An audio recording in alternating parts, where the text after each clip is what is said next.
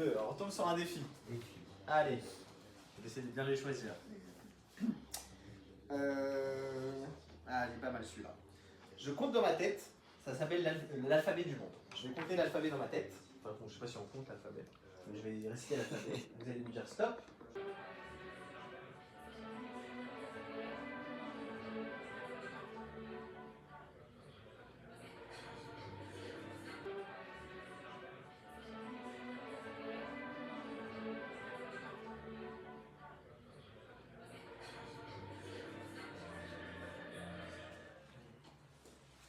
Bonjour à tous, merci de me recevoir. Merci à Police, à Nathalie, à tout le monde. Donc, nous, on s'appelle tous les deux Pierre. Et pour la petite anecdote, l'histoire elle a débuté ici au centre GSF où on avait commencé à faire des livres de mémoire avec donc les accueillis du centre de Nathalie. Et on a commencé, en fait, on discutait avec les seniors, avec les personnes âgées. Déjà, avec Pierre, on a une expérience dans la silver economy. Avec mes parents, moi j'ai grandi dans une colocation senior avec service dans le sud de Paris. Donc ça fait 8 ans que je grandis avec des seniors, je pars en vacances avec eux. Et j'ai intégré une école de commerce après, Schema, qui est juste à côté d'ici. J'ai rencontré Pierre surtout, qui lui aussi avait une expérience dans la silver economy. J'avais créé une association qui recyclait les déchets chez les seniors, qui luttait contre l'isolement à Avance, donc juste un petit peu au-dessus d'ici. Voilà. Et donc on a commencé en faisant des livres de mémoire avec l'intelligence artificielle, donc un petit peu comme Scribie, ce qu'ils vous ont montré donc, lors de la dernière rencontre. Et au fur et à mesure en fait, de notre travail avec les établissements, on allait voir donc, des accueils de jour, on allait voir des EHPAD, et on s'est rendu compte de grosses problématiques liées en fait, à la personnalisation du soin. C'est-à-dire qu'il n'y avait pas réellement d'outils qui se basaient sur l'identité des seniors, sur leurs souvenirs, leurs habitudes, leurs préférences, pour derrière aider tous les professionnels qui gravitent autour de ces personnes âgées à personnaliser les soins sur justement qui ils sont. Et donc au tout départ, on avait créé des QR codes qu'on mettait en fait sur les portes de chambre. On était allé voir Corian et on leur a dit écoutez, on va récupérer un petit peu les préférences et les habitudes de vos résidents et on va mettre des QR codes. Vous avez simplement à les scanner et comme ça le vacataire qui est là que pour quelques semaines, c'est plus madame de la chambre 107, mais ça va être Marie-Françoise qui adore Jacques Brel, qui se lève à 10h30 avec sa petite biscotte avec du beurre de micelle, etc. Et du coup on a commencé comme ça a bien fonctionné.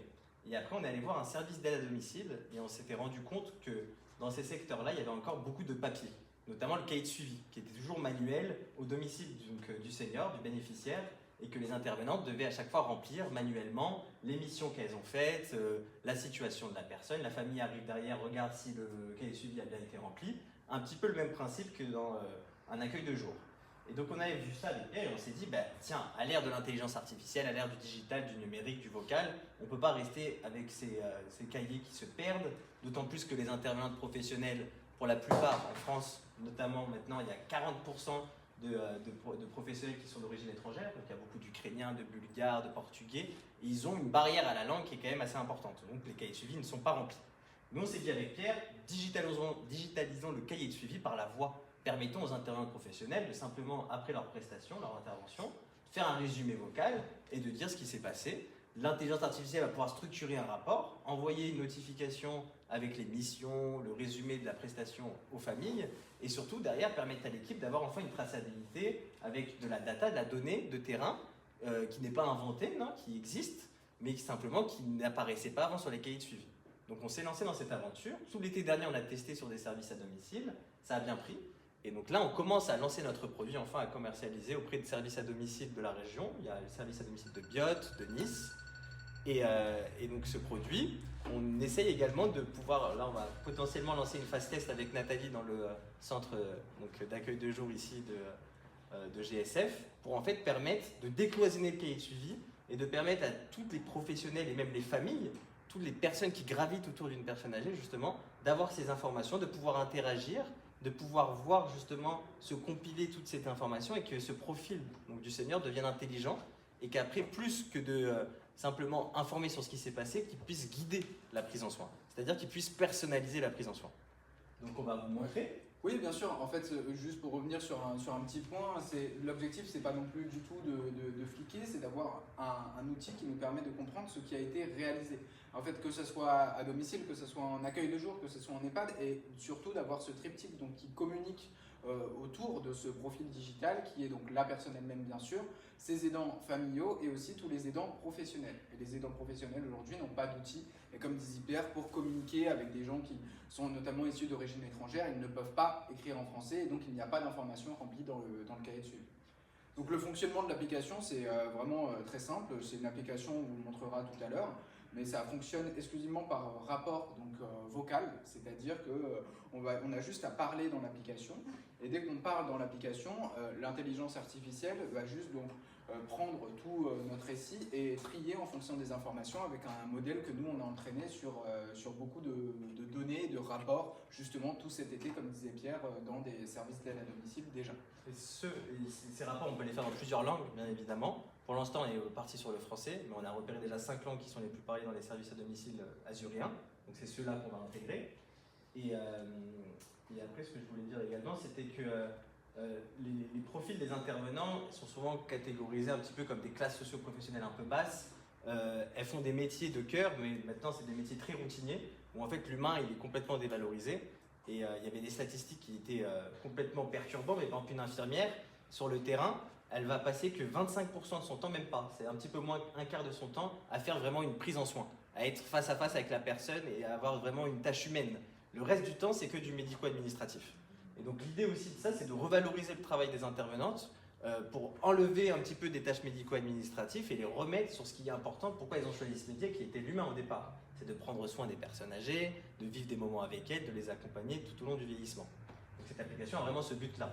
Ça, c'était pour le côté applicatif. Et après, avec Pierre, on n'a jamais perdu l'idée en fait, de ces livres de mémoire au départ. Alors, nous, les livres de mémoire, on a eu toutes les idées possibles, de faire venir des étudiants, des journalistes pigistes chez les personnes, de faire en sorte que les personnes puissent s'interviewer elles-mêmes en autonomie, notamment avec des agents IA. Le problème de ça, c'est qu'il y avait ce manque de côté ludique et ce manque de partage de l'histoire et de découverte de l'histoire tout en jouant. Donc c'est pour ça qu'avec Pierre, on est revenu sur ce principe de jeu de société. Donc là, ce jeu de société, il s'adresse aux établissements, donc aux résidences seniors, mais aussi aux familles. En fait, il se joue vraiment ce jeu de 4 à 114 ans.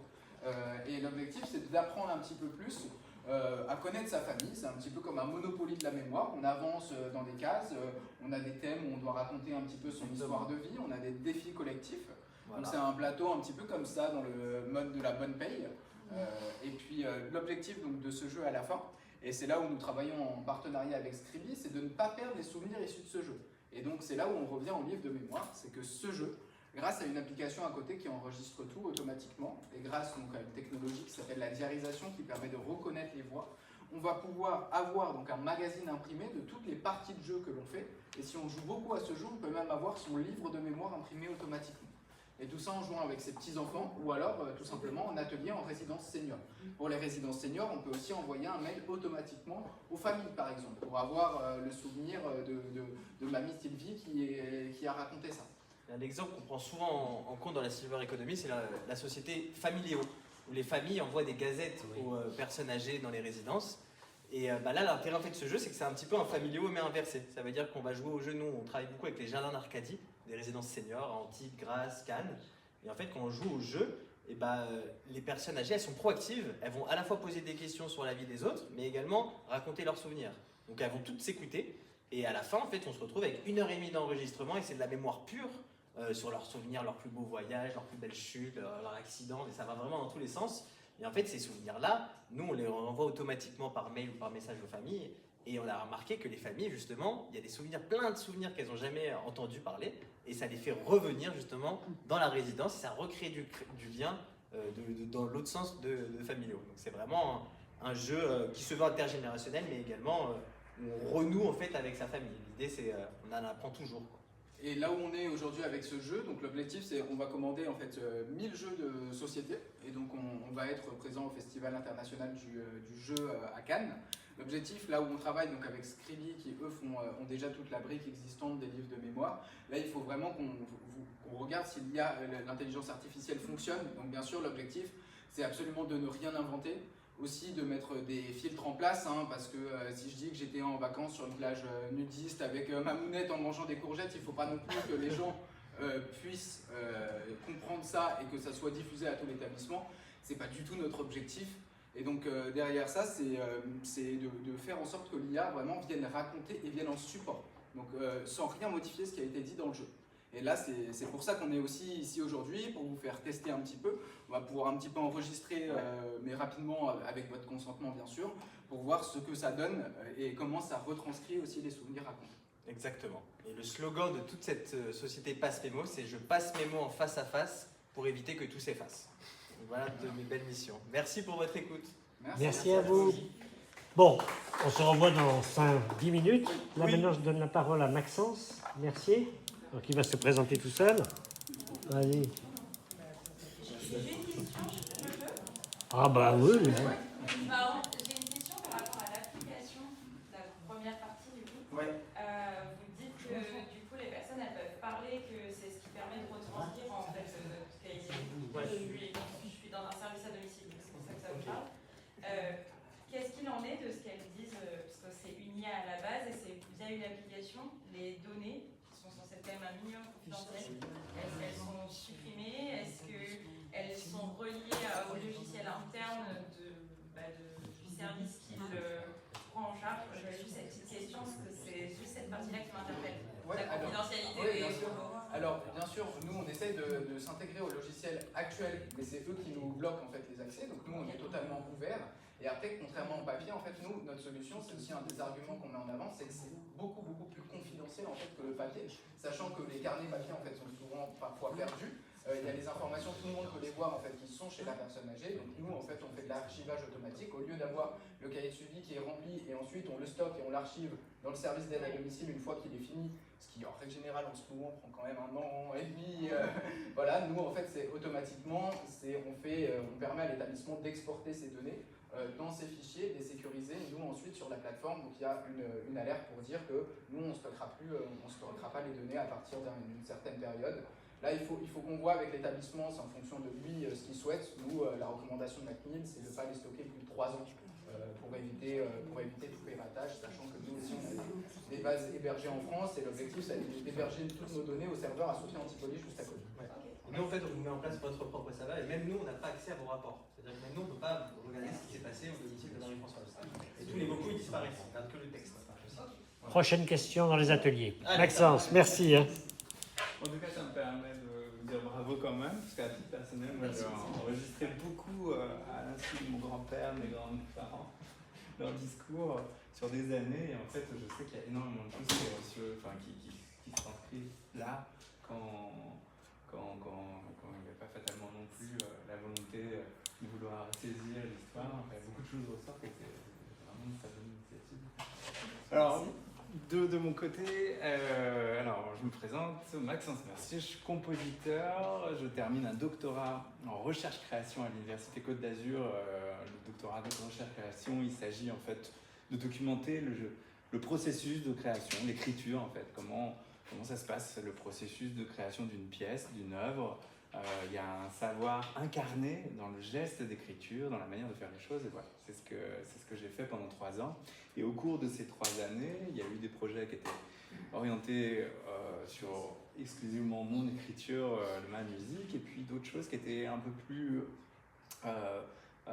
applicatives ou en parallèle ou en corrélation avec d'autres sphères. Et c'était tout l'intérêt justement d'être à l'université pour faire ça, de pouvoir rencontrer Philippe, l'équipe ici, et puis d'autres collègues aussi à Nice qui travaillent en santé, sur la cognition, sur les interactions, l'intelligence artificielle à Sophia. Enfin, voilà, l'université pour un compositeur, ça permet d'avoir accès à une interdisciplinarité, travailler avec plusieurs chercheurs, avoir différentes approches différentes. Et là, ici, le projet que nous avons avec Philippe, c'est un projet qui s'appelle Écoute en mouvement. Donc en fait, il s'agit d'inviter des gens à venir dans un dispositif qui va permettre de reproduire un environnement sonore. Et l'environnement sonore pourra être constitué de sons de la nature, de l'environnement urbain ou naturel, ou de la musique, avec des espaces qui peuvent être petits, grands, moyens, avec une densité d'information qui peut être élevée ou faible. Voilà, tout ça, c'est des choses, des modalités que j'utilise en composition pour faire de la musique, soit pour de la musique pour elle-même ou de la musique appliquée pour la danse ou pour le cinéma, pour différentes choses. Et là, dans notre projet, en fait, les outils que j'utilise pour la composition, j'essaie de les formaliser sous la forme d'un programme de génération sonore qui va être contrôlé non pas par moi, mais par les gens qui seront invités à venir écouter. Et cette interaction avec une composition générative va se passer avec juste une tablette et 4 curseurs qui vont pouvoir permettre aux auditeurs de pouvoir régler des modalités d'écoute entre un environnement naturel, un environnement urbain, comme je disais, un environnement abstrait, comme la musique, avec différentes modalités, une densité d'information, faible ou élevée, un espace petit ou grand, avec toutes les étapes intermédiaires possibles et des corrélations entre ces différents paramètres qui vont permettre de générer quelque chose qui n'est pas prédéterminé. La seule chose qui est déterminée, ce sont les modalités et les sons généraux qu'on pourra entendre dedans. Mais le mixage, le réglage de différentes modalités sonores sera en fait décidé ou pas par les gens qui écoutent, qui sont dans le dispositif en question. Et concrètement, en fait, ce projet-là permet d'essayer de modéliser une écoute et un intérêt à vouloir aller dans une direction ou une autre. Alors, modéliser ou cartographier l'écoute, c'est un peu la mission que je me donne, qu'on peut se donner aussi dans ce type de dispositif, parce que, en fait, la musique, le son en général, l'espace sonore, c'est quelque chose de très subjectif. On a quelques invariants. Alors, le chercheur va chercher un peu les invariants. Voilà, qu'est-ce qui se retrouve, qu'est-ce qui est commun un peu à tout le monde. Mais il y a énormément de biais dans tous les sens sur l'évolution, sur la cognition, sur l'état des gens, sur l'âge, sur l'apprentissage, sur la culture, sur l'espace en lui-même, physique. Énormément de paramètres qui perturbent en tout cas et qui modifient le champ sonore. Et toutes les approches liées au son sont toujours relativement très subjectives. Et là, plutôt que d'avoir un signal comme par exemple chez l'ORL, gauche-droite, est-ce que vous entendez pas, on a quelque chose d'objectif parce qu'on entend ou on n'entend pas. Mais pour aller plus loin sur les caractères du son, sur le timbre, sur la couleur, sur l'espace, grand, large, en fait, là, ça nous prend un peu la mécanique inverse. En fait. On se retrouve dans un paysage, dans un environnement, dans lequel les gens vont pouvoir naviguer juste avec 4 curseurs. Et les choix qui seront faits, qui seront opérés par l'auditeur, va permettre en tout cas d'essayer de capter quelles ont pu être ces zones d'intérêt à l'instant T, immédiatement, mais aussi sur le temps. Quels retours ont pu être faits. Vous imaginez, alors je dis 4 sliders, curseurs, mais on peut imaginer aussi tout simplement un tuner radio, où on passe toutes les chaînes radio possibles. Oh, on a entendu quelque chose qui nous intéresse. Oh non, je zappe, je vais sur autre chose.